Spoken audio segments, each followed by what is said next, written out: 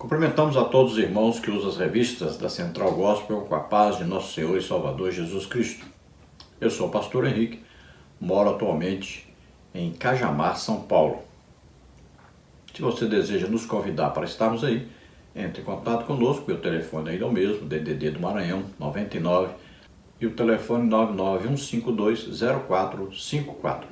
Estamos iniciando o primeiro trimestre de 2024, nas revistas da Central Gospel Adultos, com o tema Profetas Maiores, Mensageiros de Deus em tempos de angústia, esperança e salvação.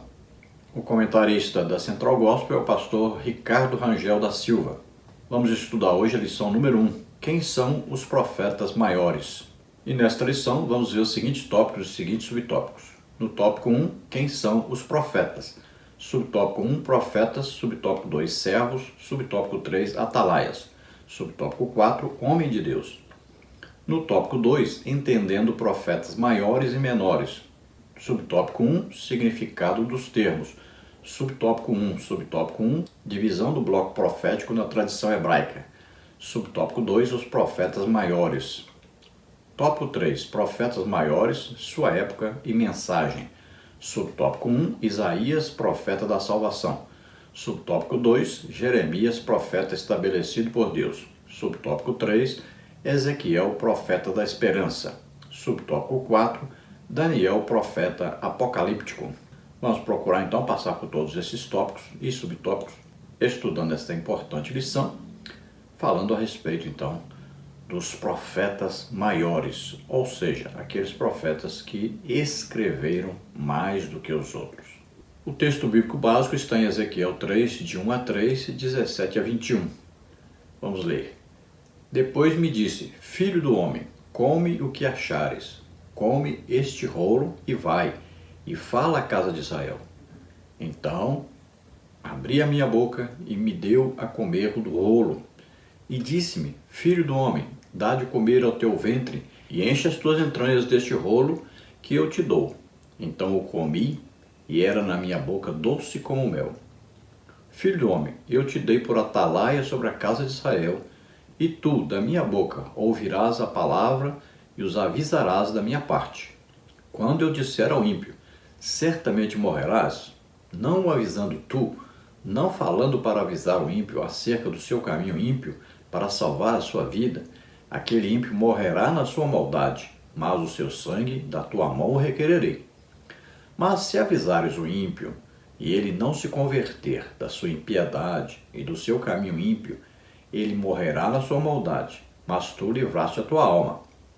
Semelhantemente, quando o justo se desviar da sua justiça e fizer maldade, e eu puser diante dele um tropeço, ele morrerá, porque, não o avisando tu, no seu pecado morrerá, e suas justiças que praticara não virão em memória, mas o seu sangue da tua mão o requererei.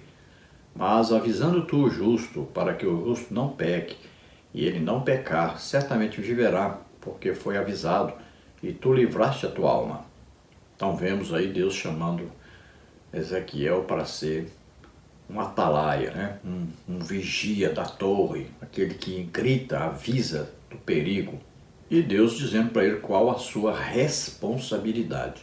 Era grande a responsabilidade de Ezequiel, porque ele tinha que falar exatamente o que Deus mandou dizer. Ele não poderia de jeito nenhum mudar a mensagem, ou aliviar a mensagem, ou colocar algum agrado na mensagem. Não, do jeito que Deus falasse, ele deveria transmitir. E se a pessoa que ouvisse se convertesse, tudo bem, o profeta avisou e aquele justo foi salvo, foi livre do juízo de Deus. Mas se ele não avisasse e alguém se perdesse, continuasse no pecado, então além daquela pessoa se perder, o próprio profeta seria cobrado e o juízo viria sobre ele também. Então ele deveria avisar a todos. O texto áureo está em Jeremias 29:19, que diz, porquanto não deram ouvidos às minhas palavras, diz o Senhor, enviando-lhes eu os meus servos, os profetas, madrugando e enviando, mas vós não escutastes, diz o Senhor. Então veja qual é o resultado nós já sabemos, né? Houve então ali o ataque dos babilônios, né? Que tinha como líder Nabucodonosor, e invadiram Jerusalém, destruíram Jerusalém, invadiram todo o Judá, levaram cativos ali em 3 levas, né? Então houve a primeira leva, onde Daniel foi, os seus 3 amigos foram junto também. Depois houve aquela outra leva, quando o profeta Ezequiel foi levado e lá no cativeiro se tornou profeta, foi chamado por Deus. E depois houve a outra leva ainda. Então foram 3 levas do exército babilônico. Por que tudo isso? Porque não ouviram o aviso de Deus que foi dado principalmente aí nesta época, através de Jeremias. Veja que os profetas madrugavam para orar, intercederem pelo povo, pedindo a Deus misericórdia, e saíam levando a mensagem de Deus, porque recebiam a mensagem. Geralmente Deus fala conosco de madrugada. Geralmente, quase todos que receberam até hoje uma mensagem direta de Deus, sempre foi assim, quase sempre foi assim, na madrugada, ali pelas 4 horas, 5 horas da manhã, por aí. Geralmente é a hora que Deus vem falar conosco. É o momento mais precioso do nosso sono, né? É quando nós então damos esse momento a Deus de comunhão, de conversação, de oração. A palavra introdutória diz: os profetas foram homens comuns que receberam de Deus uma mensagem específica para a sua geração.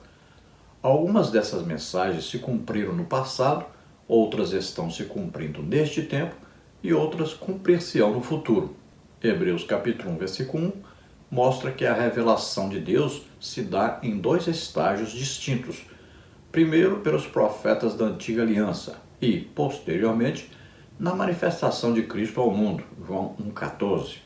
Aí também podemos acrescentar que hoje também existem os profetas e recebem mensagens de Deus e revelações do que vai acontecer no futuro, que é o dom palavra de sabedoria, é uma revelação a respeito do futuro.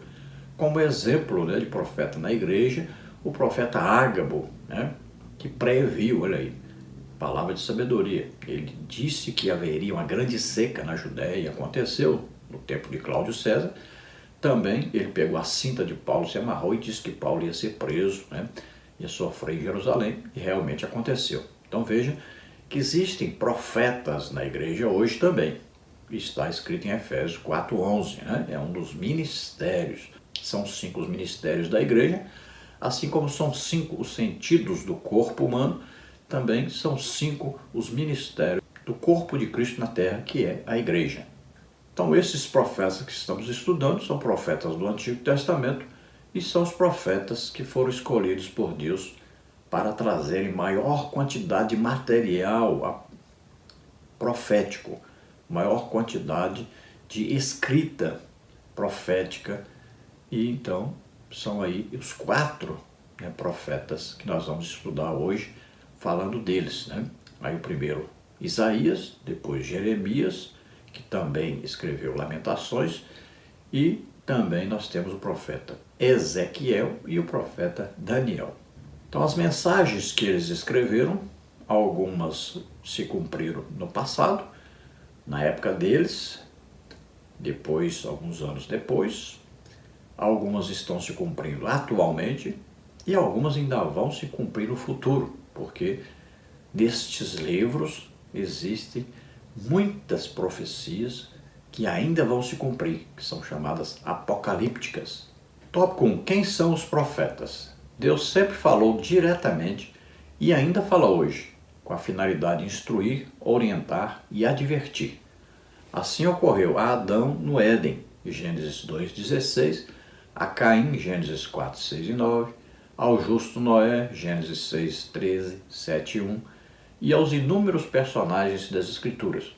O primeiro homem chamado por Deus nas Escrituras Sagradas de profeta foi o patriarca Abraão, Gênesis 20, 7.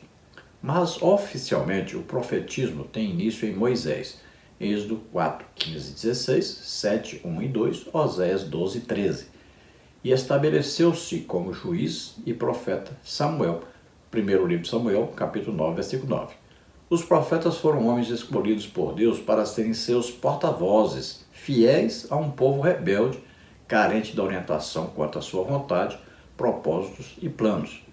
Eles deviam proclamar com fidelidade somente a palavra que Jeová lhes inspirava. Ezequiel 2,7.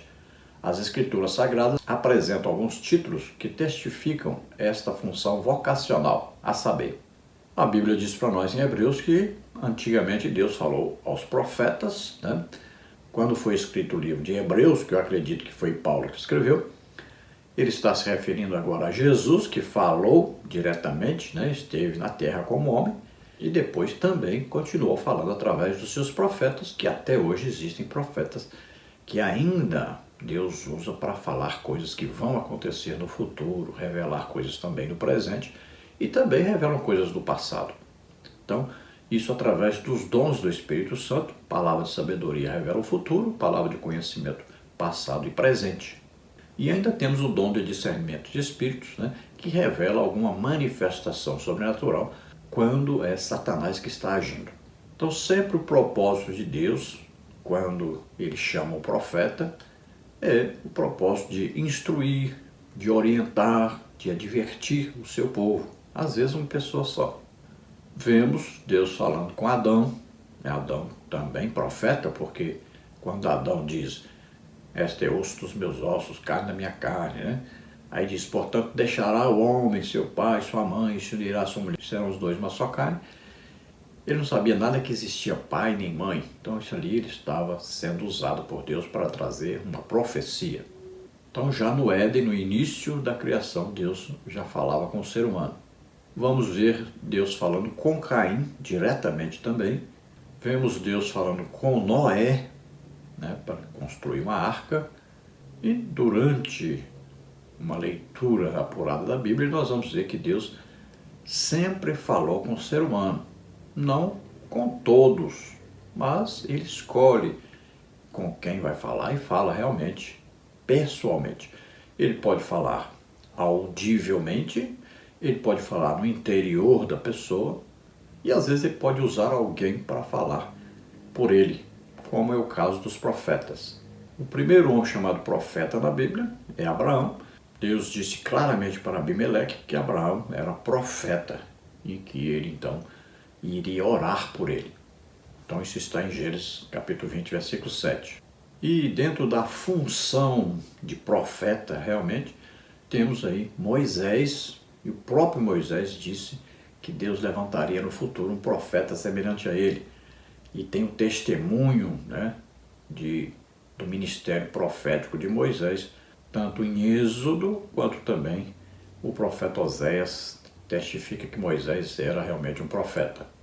Vemos aí um ministério, até uma escola de profetas no tempo de Samuel chamado para ser profeta, e também fundou uma escola para ensino de pessoas que seriam candidatos, então, a profetas. Então, o profeta basicamente é um porta-voz, né, de Deus. Nós temos, por exemplo, na política, um porta-voz do presidente e tal. Então, o presidente quer dizer uma coisa, fala para aquela pessoa, a pessoa vai e vai ler aquilo, né, ou vai falar mesmo sem ler aquilo que o presidente mandou ele falar. Então, o profeta é assim. Deus revela para ele, pode revelar em sonhos, pode revelar falando diretamente no interior dele, pode falar em voz audível e mandar até ele escrever, e aí então ele vai transmitir aos outros aquilo que Deus falou. No caso aqui nós vamos ver que a maioria das mensagens são mensagens de juízo contra o povo porque estavam vivendo em pecado. Então Deus estava avisando para eles que eles seriam então derrotados. O juízo viria sobre eles, eles seriam deportados para a Babilônia. Veja que na parte norte de Israel já tinha acontecido isso. Então já servia de exemplo para eles. Mas eles não se consertaram, não deixaram a idolatria. Quando Deus fala para eles que vai acontecer com eles, eles dizem, mas aqui tem o templo, aqui não vai acontecer. Aqui tem os descendentes do rei Davi, Deus tem aliança com o rei Davi, não vai acontecer conosco. E aí zombavam dos profetas, tratavam mal, batiam, prendiam, amarravam e continuavam no pecado.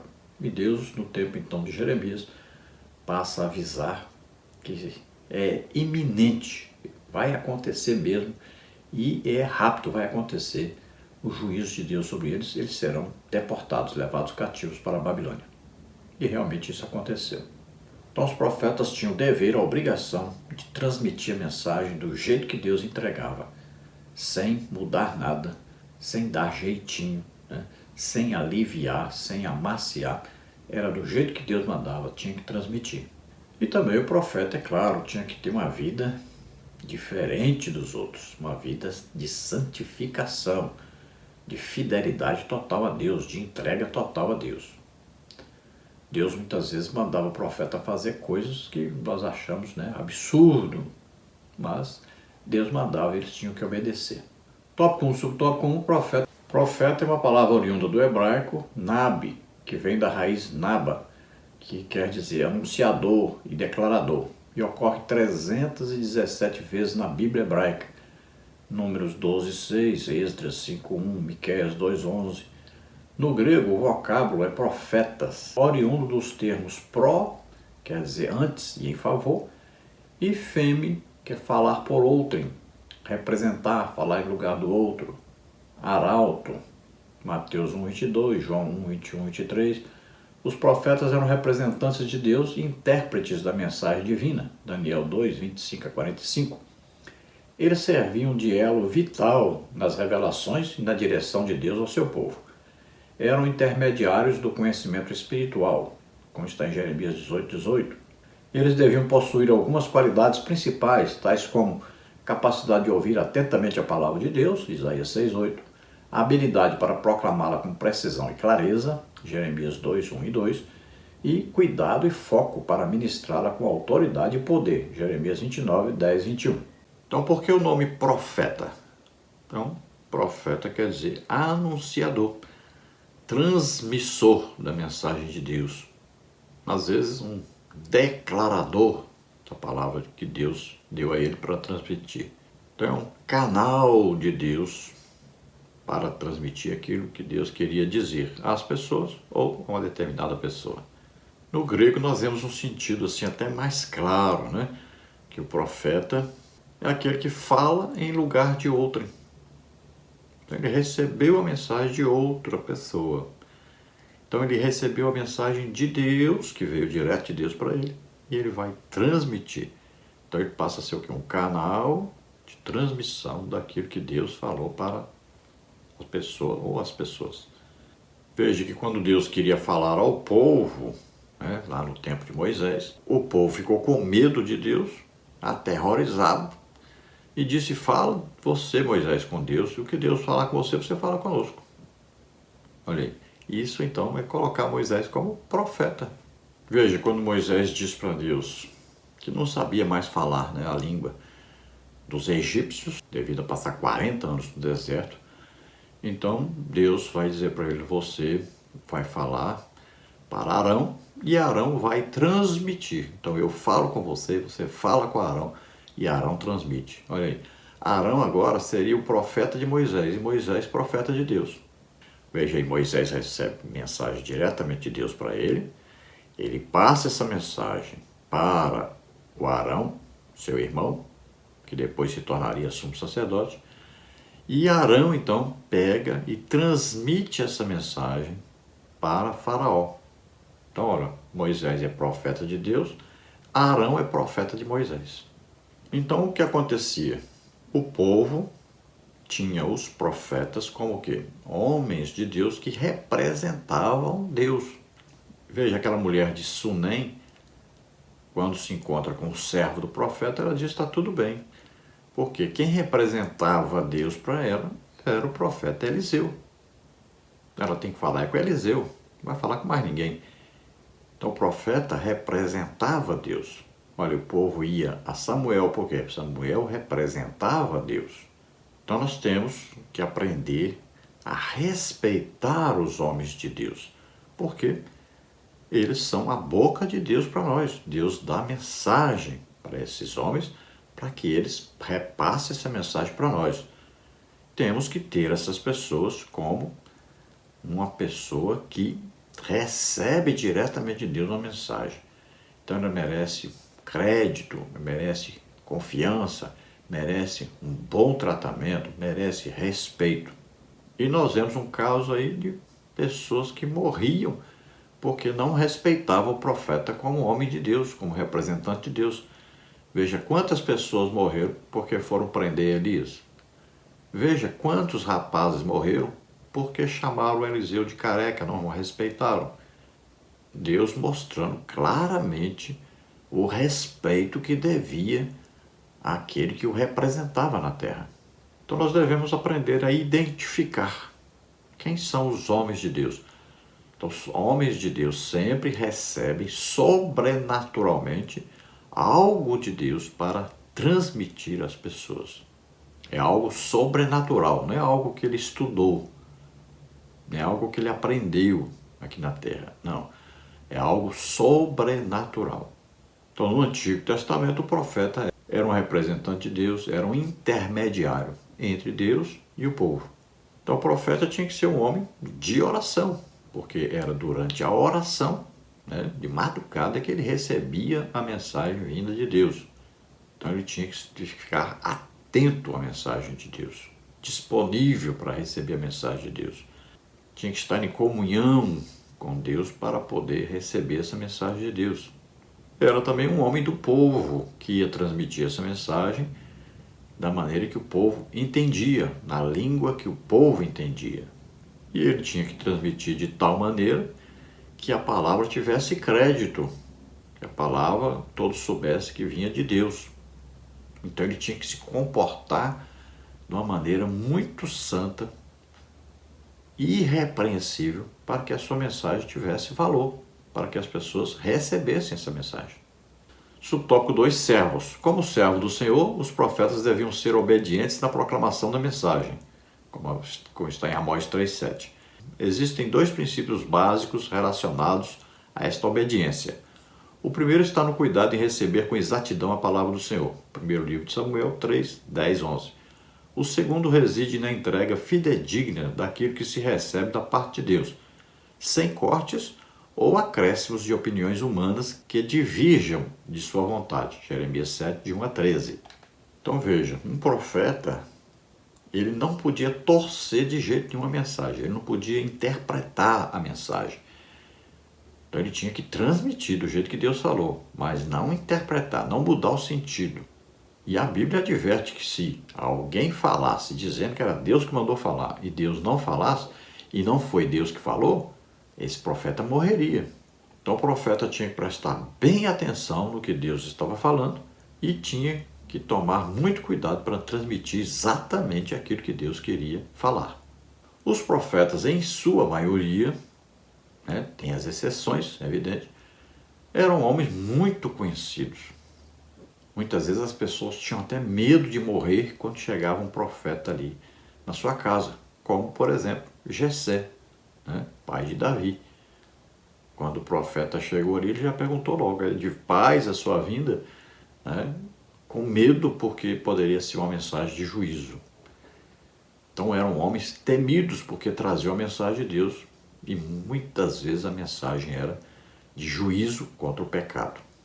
Então esses homens eram conhecidíssimos. Veja que Elias era identificado pela sua maneira de vestir, por exemplo.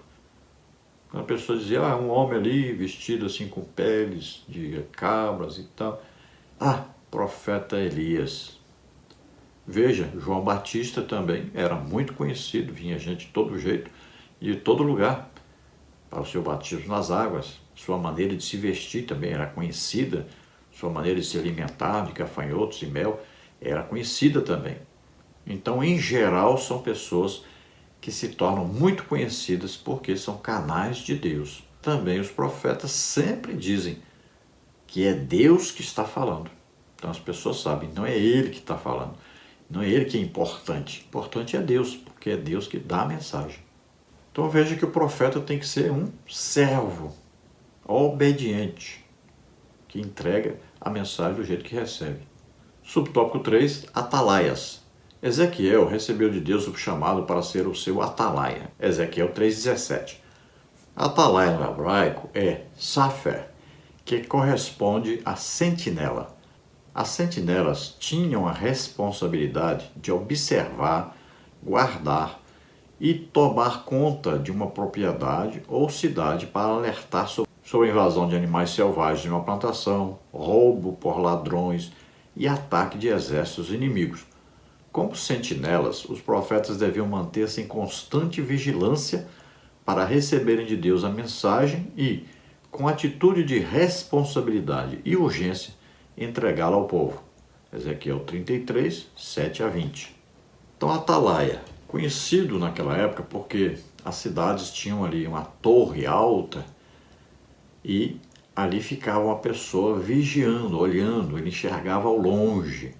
Também no campo se colocava uma torre alta, porque a pessoa ficava ali e dali ele enxergava se tinha algum animal que estava entrando na plantação, estragando a plantação. Então dali ele tocava uma trombeta, né?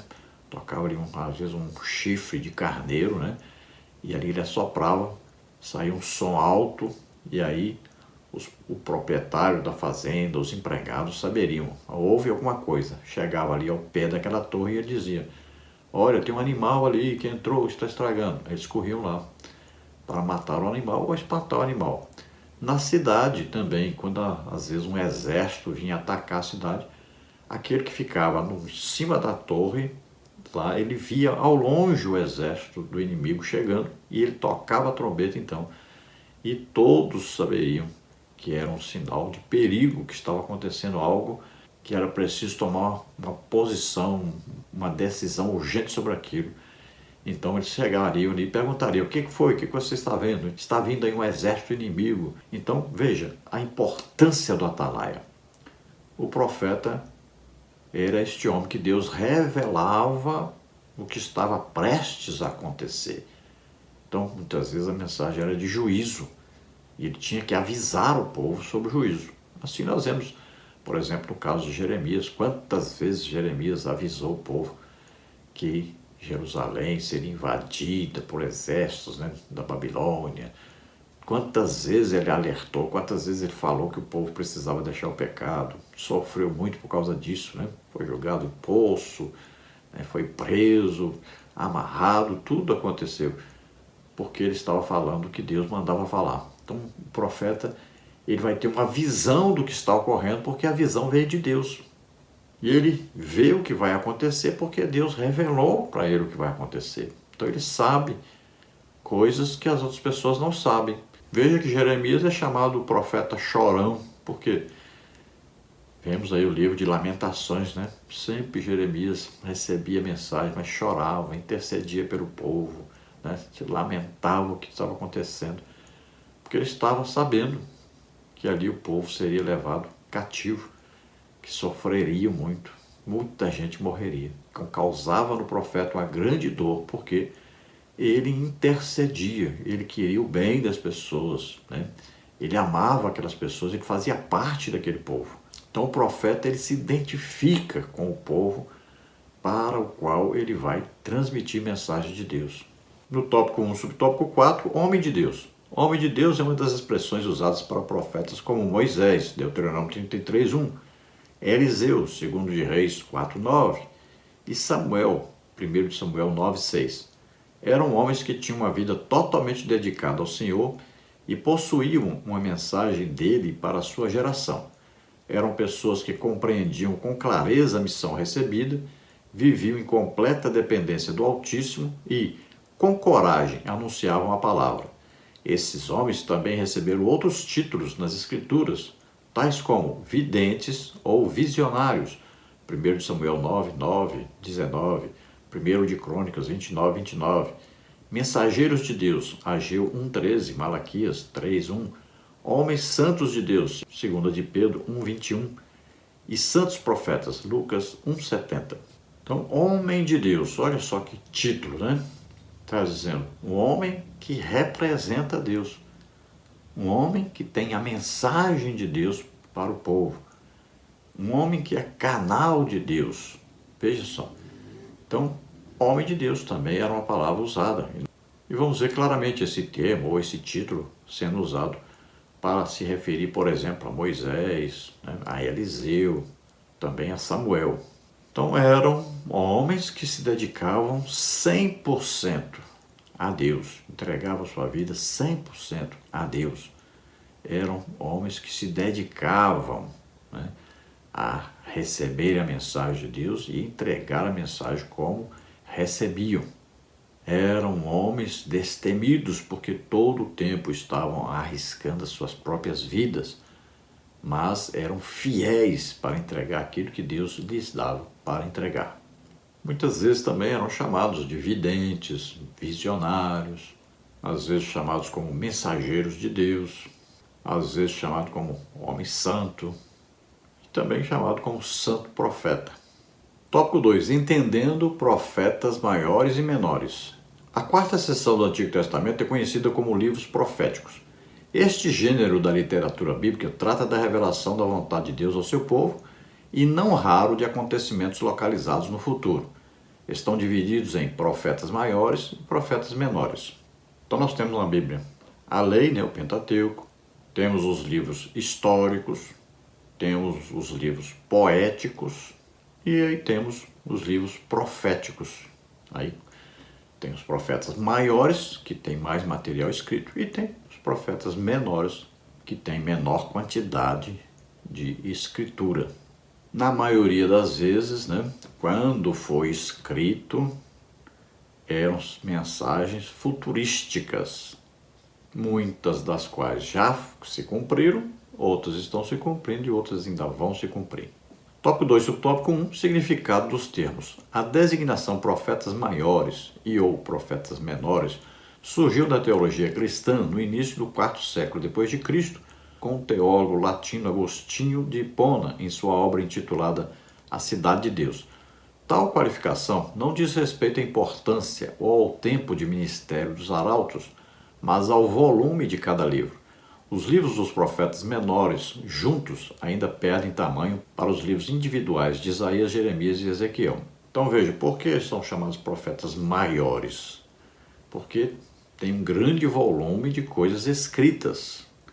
Veja que se somar todos os livros dos profetas menores, não temos a quantidade de coisa escrita, ou seja, vamos falar assim, não tem o número de páginas escritas que tem os 3 livros, por exemplo, de Isaías, Jeremias e Ezequiel.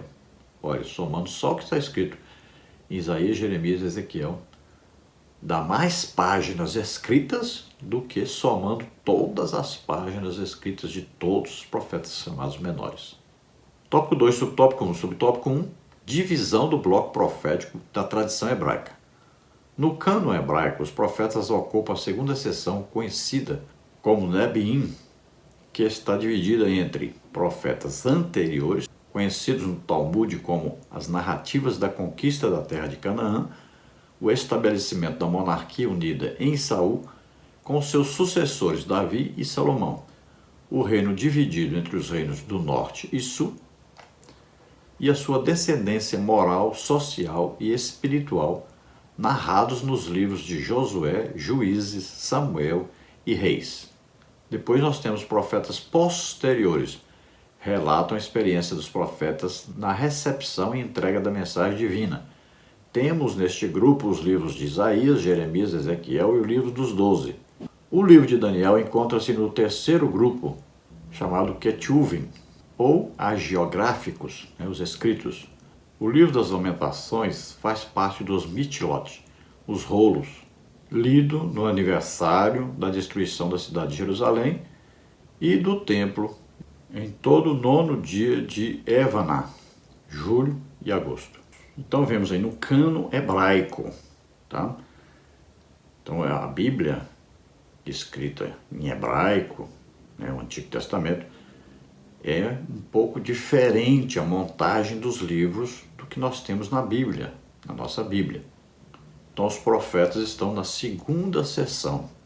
E a divisão é profetas anteriores e profetas posteriores. Os judeus também têm um livro chamado Talmud, que é um livro de interpretações do que está escrito no Antigo Testamento. Muita coisa é boa, correta, mas também muita coisa incorreta. Não tem e não pode ter a mesma autoridade da Bíblia, evidente. Então, o segundo grupo são os profetas posteriores, e aí tem Isaías, Jeremias, Ezequiel e 12 profetas menores. E tem aí o terceiro grupo ainda, onde está o livro de Daniel, né, que são chamados livros, os escritos. O livro de Lamentações, escrito por Jeremias, já está em outro grupo, chamado aí os rolos, né, lidos aí principalmente quando se lembra, né, a destruição de Jerusalém, a destruição do templo. Geralmente entre julho e agosto do nosso calendário. Tópico 2, subtópico 2, os profetas maiores. Existem os profetas canônicos e os não canônicos. Os não canônicos, também conhecidos como os da palavra, receberam de Deus a graça de profetizar sua palavra. Apesar de seus ministérios serem mencionados nas Escrituras, eles não escreveram livros.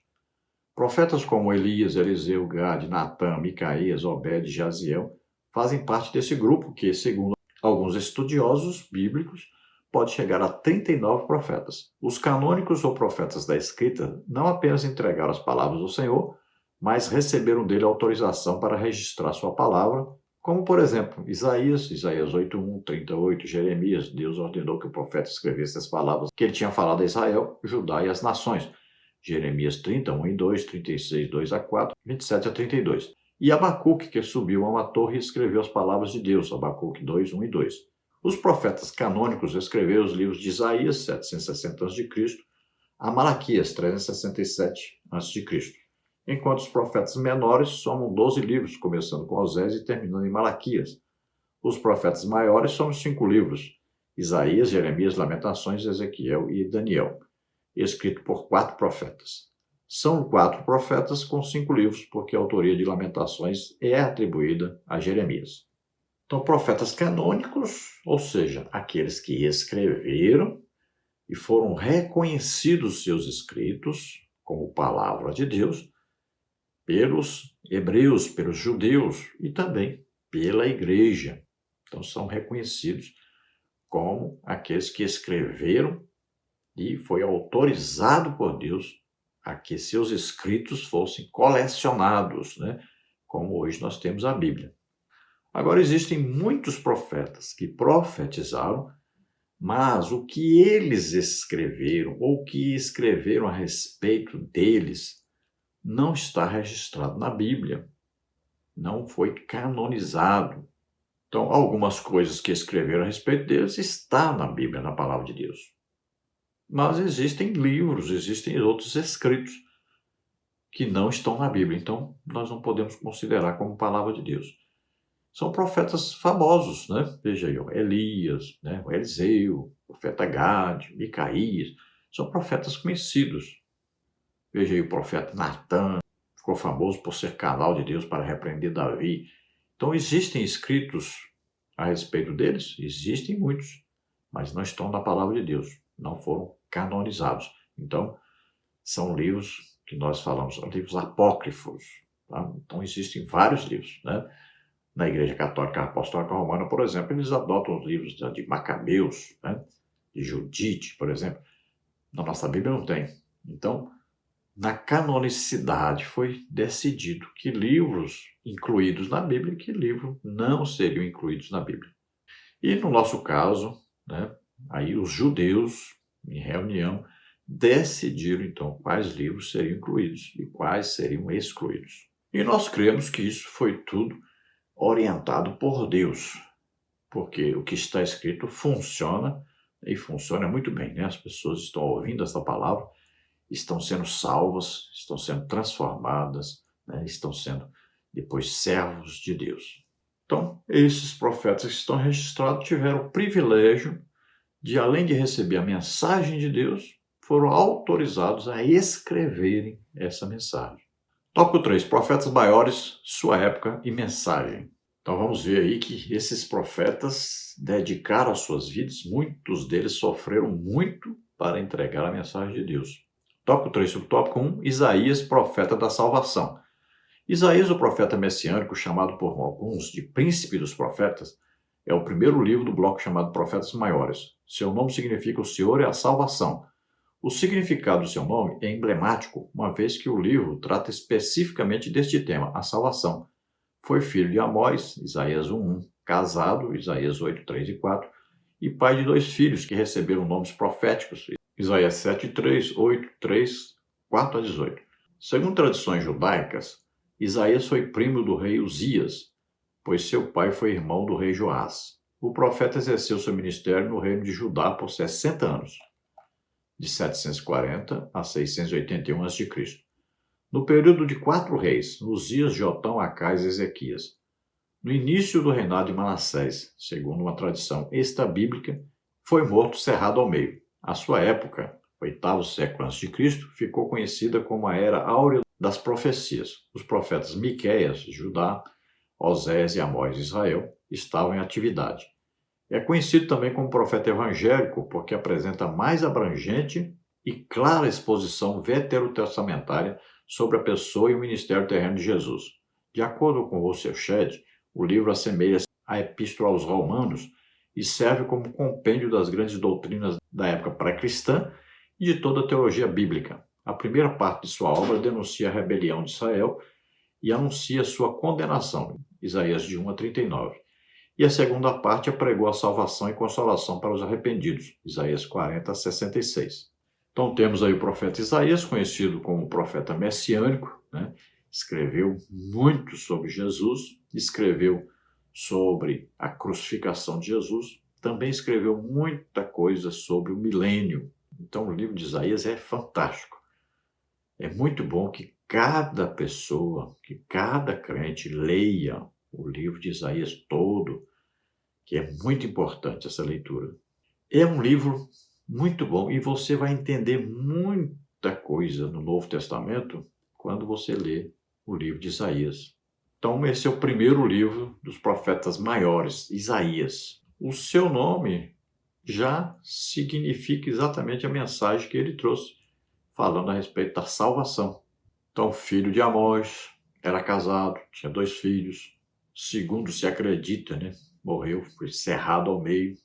E foi um dos profetas que profetizou por mais tempo, 60 anos, no reinado de muitos reis. Uzias, Jotão, Acais, Ezequias, e pegou um pedacinho de Manassés. Na sua época, também outros profetas profetizaram, como em Miqueias, profetizou em Judá, o Oséias e o Amós, que profetizaram em Israel, a parte norte. Então, a primeira parte do seu livro, ele fala sobre o juízo de Deus sobre Israel, devido ao pecado que estava, principalmente de idolatria. E na segunda parte, ele vai falar sobre a restauração de Israel e também fala muita coisa sobre o que vai acontecer no futuro, durante o milênio. Então, existem muitas promessas de restauração de Israel, do governo do próprio Jesus Cristo sobre Israel. Tópico 3, subtópico 2, Jeremias, profeta estabelecido por Deus. Jeremias significa Jeová estabelece e eleva. Deus o havia estabelecido como cidade fortificada, Jeremias 1, 18 e 19. Entretanto, foi o profeta mais odiado e perseguido de toda a história de Israel, sendo natural de Anatote, cidade localizada a aproximadamente 4,5 km de Jerusalém, e filho do sacerdote Ilquias. Jeremias foi chamado para o ministério profético quando tinha 20 anos de idade, Jeremias 1, 2 e 5, e recebeu instrução do Senhor para não se casar, Jeremias 16, 2 a 4. O profeta exerceu seu ministério por 45 anos. Durante a invasão de Nabucodonosor a Jerusalém e a consequente ida de Judá para o cativeiro babilônico, Jeremias 1, 1, segundo livro de Crônicas 34, 14 a 18. Ficou conhecido como profeta da transição, justamente por ter vivido no período anterior ao exílio babilônico. Teve como contemporâneos os profetas Abacuque e Obadias e no exílio os profetas Daniel e Ezequiel. Jeremias viveu no período do último grande avivamento de Judá, promovido por Josias, e da decadência moral e espiritual do reino, promovido por seus sucessores. Sua obra profética pode ser dividida em repreensão de Judá, Jeremias de 1 a 25, e juízo e cativeiro, Jeremias 26 a 52. Na queda de Jerusalém, foi libertado e permaneceu na cidade em liberdade, Jeremias 39 a 40. acabou sendo levado por um grupo de rebeldes para o Egito, Jeremias 43, de 1 a 7. Segundo a tradição judaica, morreu assassinado no Egito. Então vemos aí que Jeremias foi o profeta mais perseguido, mais odiado, né? Sofreu muito para entregar suas mensagens e ele trazia mensagens de castigo, de juízo de Deus. Veja bem, ele trouxe mensagens de cativeiro, de destruição de Jerusalém, do templo de Jerusalém, que era a coisa mais preciosa e idolatrada pelos judeus. Então, ele sofreu muito. E veja a dificuldade de Jeremias, ele era filho de um sacerdote. Então, muito provavelmente, ele seria também um sacerdote. Então, com 20 anos, ele já estava bem treinado já para ser um sacerdote.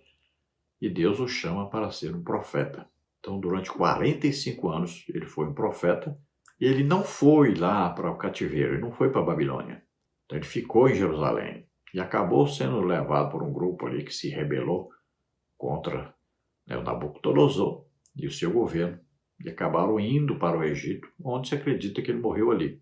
Então ele estava em Jerusalém quando foi destruída a cidade, foi destruído o templo, quando foram levados cativos o povo para a Babilônia, ele estava ali. Na mesma época que ele profetizou, também, na mesma época viveram o profeta Abacuque e Obadias. Também na sua época, lá no exílio na Babilônia, estava ali vivendo o profeta Daniel e o profeta Ezequiel. E ele ainda aproveitou muito no governo de Josias, vendo o avivamento no tempo de Josias, a destruição da idolatria, né?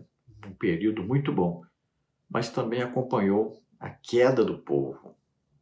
Quando Josias morre, o povo volta tudo à idolatria. Então ele viu aí o período da total decadência do povo de Judá. Tópico 3, subtópico 3, Ezequiel, profeta da esperança. O nome Ezequiel significa no hebraico Deus fortalece. O filho do sacerdote Buzi, da descendência de Zadok, Ezequiel 1:3, foi chamado para o ministério profético aos 30 anos, idade em que os sacerdotes começavam os seus ministérios. Ezequiel 1:2, Números 4:3. E o exerceu por um período de 22 anos na Babilônia. Deus o chamou para ser atalaia, Ezequiel 3:17 a 21, 33, 1 a 20. E sinal para a casa de Israel, Ezequiel 24:24. O profeta foi casado e sua esposa morreu no início do cerco babilônico à cidade de Jerusalém, Ezequiel 24:1, 15 a 18. Ezequiel esteve no segundo grupo de cativos de Judá, deportado para a Babilônia por Nabucodonosor, segundo de Reis 24, 10 a 16. Viveu entre os cativos de Judá em uma aldeia judia chamada Tel Abib, perto de Nippur, junto ao rio Quebar, a 80 quilômetros a sudeste da Babilônia, Ezequiel 3:15. Jeremias e Daniel foram seus contemporâneos nas atividades proféticas. Segundo a tradição judaica, após repreender um judeu por idolatria, foi por ele assassinado. É conhecido como profeta audiovisual em razão de suas constantes visões e figuras de linguagem. Ezequiel 4, de 1 a 17, 5, de 1 a 4, 11 a 13, 6, 11 e 12. O livro profético de Ezequiel é dividido em 3 fases. Antes do exílio, Ezequiel 1 a 24, durante o exílio, Ezequiel 25 a 32, e após o exílio, Ezequiel 33 a 48. Então veja que isto é um resumo de cada livro, de cada profeta que nós estamos fazendo aqui, né, que o comentarista fez. Porque mais para frente nós vamos estudar mais detalhadamente sobre eles. Então é só um resumo hoje. Então vemos que Ezequiel foi chamado para o ministério quando ele tinha 30 anos, que ele foi chamado para ser um profeta. Ele é um filho também de sacerdote. Então estava na hora dele assumir o sacerdócio. Veja só, já tinha sido treinado e agora ele ia passar a ser sacerdote. E Deus o chama para ser profeta. E ele foi profeta por 22 anos, mas o seu ministério foi lá na Babilônia, no cativeiro. Ele falava para aqueles que estavam no cativeiro. Foi o profeta que mais teve visões, né, no Antigo Testamento, até chamado um profeta apocalíptico. Foi levado para a Babilônia como cativo. Já na segunda leva, teve aquela primeira leva, né, a segunda e a terceira, mas ele estava na segunda. Então ele profetizou na época em que Jeremias estava em Jerusalém profetizando e Daniel estava na Babilônia profetizando. Então ele tem 3 fases, né, do seu ministério. Antes do exílio, durante o exílio e após o exílio. Tópico 3, subtópico 4, Daniel, profeta apocalíptico. Daniel significa Deus é meu juiz. Na corte babilônica de Nabucodonosor, seu nome foi alterado para Beltsassar, que significa Bel, proteja sua vida, correspondendo a uma divindade babilônica, Daniel 1:7. O profeta nasceu em Jerusalém no auge das reformas lideradas pelo rei Josias e no princípio do ministério do profeta Jeremias, e pertencia a uma família nobre do reino de Judá. Daniel esteve no primeiro grupo de cativos que foram para a Babilônia em 605 a.C. Os seus contemporâneos no ministério profético foram Jeremias e Ezequiel. Foi um homem de oração e estudioso das Escrituras, 6, 10 e 11, 9, 2 e 3. Possuía nobreza de caráter, tendo sido exaltado pelo próprio Deus, Ezequiel 14, 14 e 20. Veja que Daniel, então, está incluído entre os homens mais íntegros que já existiam, e o próprio Deus deu testemunho dele. Então, o seu período profético foi exercido na Babilônia, aquela primeira leva, que Nabucodonosor levou, e levou todos os príncipes, levou todos os sábios, entendidos, estudiosos, aquelas pessoas que tinham mais cultura. E ali também foi junto Sadraque, Mesaque e Abednego. Então, lá na Babilônia, Daniel era conhecido como Beltesazar. Ananias era conhecido como Sadraque, Misael era conhecido como Mesaque e Azarias era conhecido como Abednego. Foram dados nomes babilônicos para esses quatro.